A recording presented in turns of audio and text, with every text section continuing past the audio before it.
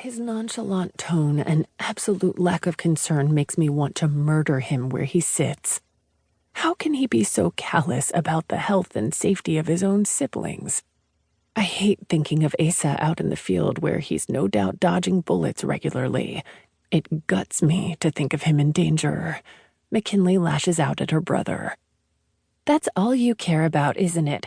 The money you'd inherit if Lincoln died? You disgust me. For being smart? I refuse to apologize for that, and it's certainly not disgusting. Father would have approved. He drops his attention back to his paper, and I want to rip it out of his hands and beat him over the head with it. Harrison reminds me of karma, and as far as I'm concerned, you don't need enemies when you have family like that. McKinley swipes her laptop off the table and holds it against her chest. I hope you can pull your head out of your ass and realize what a dick you're being without us losing another family member. Commodore just got shot, and you haven't even bothered to ask if everyone was okay. Harrison pops out of his chair. What the fuck? Is he dead? McKinley swings around to face him. You'd like that, wouldn't you? And no, he's not dead. You think we'd be standing here if he was? What the hell is wrong with you, Harrison? Her brother bolts toward the door, and we both watch him go. I'll never understand him, McKinley whispers, and that makes two of us. Are you sure we shouldn't go back out? Your grandfather is as tough as nails, she finishes for me. Commodore will outlive us all. I'm nearly certain of that.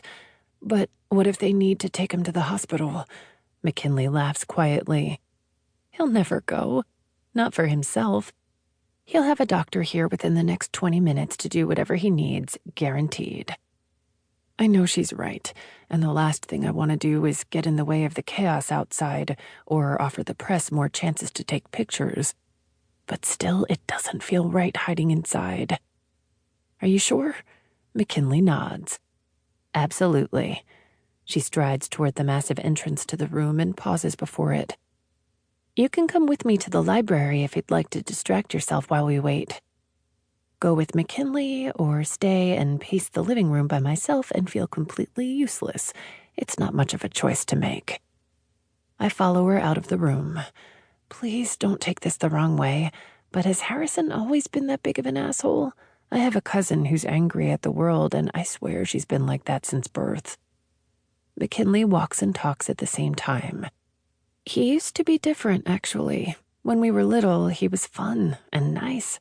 I think it all changed when he saw Commodore take extra interest in Lincoln and not him, and when he asked why, my mother told him he wouldn't get anything because Lincoln would inherit everything.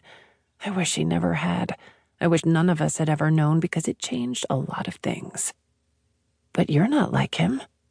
McKinley shrugs. I guess I never saw a reason to be bitter. I didn't expect a handout. I expected to work for everything I would get because that's the way Commodore has always been. Nothing is a given. Everything is earned. I started working at the resort when I was 8. I helped organize name cards and place settings for wedding receptions because I loved to watch the people come in all dressed up, and then the bride and groom were so happy and in love. She trails off, and it's not a difficult conclusion to come to that she didn't see a lot of love in this house.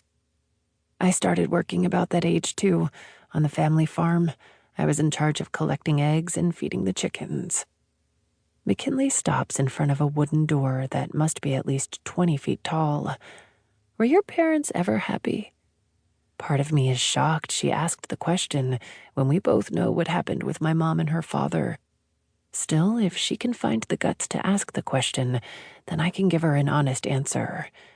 No, not that I remember. She hugs her laptop to her chest. I'm never getting married. I'm going to stay firmly in love with my hotel, and that's it. Her declaration makes me sad, but I can't blame her. You might change your mind if the right guy shows you that it can be different. McKinley pushes open the door, and I'm too dumbstruck by what's beyond it to continue making whatever point I was attempting. Holy shit! This is unreal. McKinley smiles. It's my favorite place in the house. I used to pretend that I was Belle and trapped in the Beast's castle when I was a kid. She shakes her head. Let's not dive too deeply into that fantasy because I'm sure my shrink would have a field day if I ever mentioned it.